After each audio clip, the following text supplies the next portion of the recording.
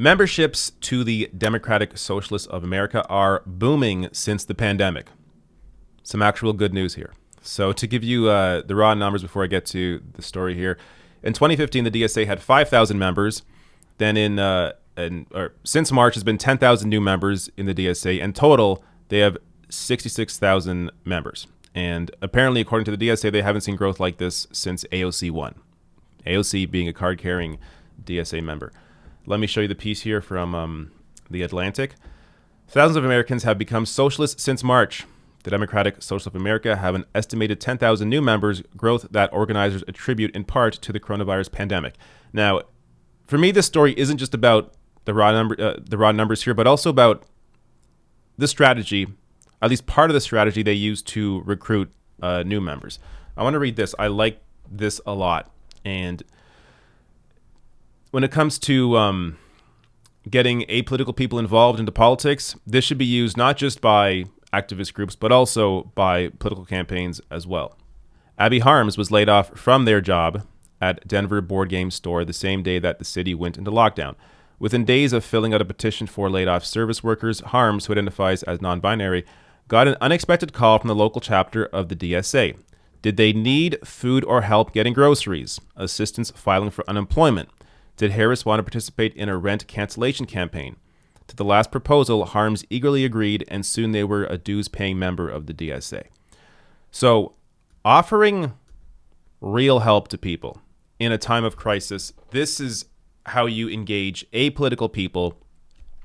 40% of the country doesn't normally vote. These are people that are not engaged in politics. They feel like both parties don't listen to them because they are correct. Both parties don't listen to the average person. Both parties listen to wealthy donors, corporations. But if you have groups like the DSA and maybe political campaigns actually reaching out to non or apolitical people in this way, it is a way to engage them and get them involved in politics and supporting your issues. There's one more quote from this I want to read. Right now, the DSA is emphasizing recruitment, framing their efforts as giving struggling workers a way to fight back, the DSA Denver labor chain Maria Wood told me. Her chapter, which recruited Harms, has organized more than 200 laid-off service workers as part of a citywide campaign to urge Governor Jared Polis to cancel rent and mortgage payments.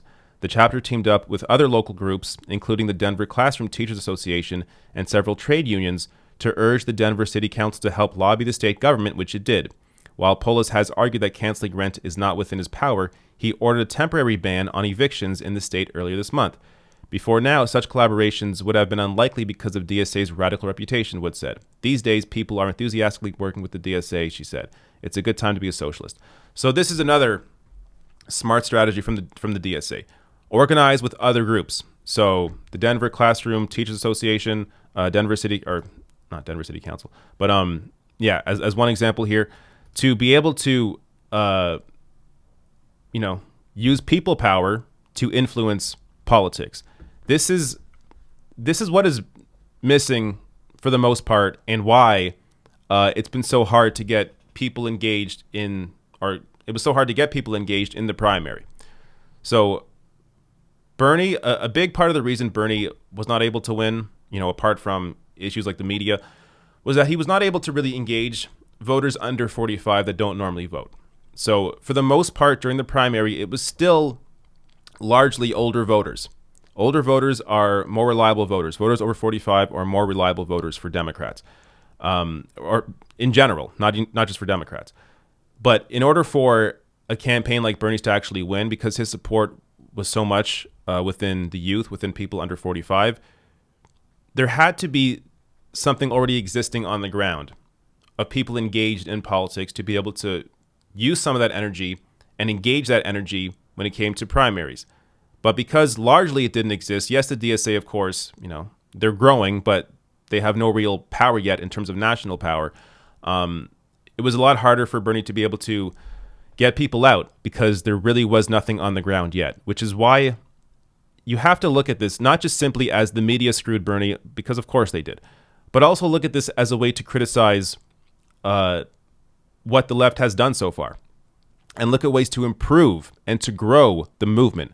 And a big piece of that is local politics and local activist movements like the DSA. So if you have groups like this acting already on these issues, then by the time an election comes around, you can utilize that energy, engage that energy, and bring that into your campaign to be able to hopefully someday win. But this is really how you build it. And right now, as they mentioned in the piece as well, the political power that the DSA does have, so AOC and Rashida Tlaib are both card-carrying DSA members. There's also 11 DSA members that were elected to state legislatures in 2018, and more than a dozen others are seated on city councils across the U.S. So the DSA is slowly building power, a lot of it state, local power within the country, but that's how you start.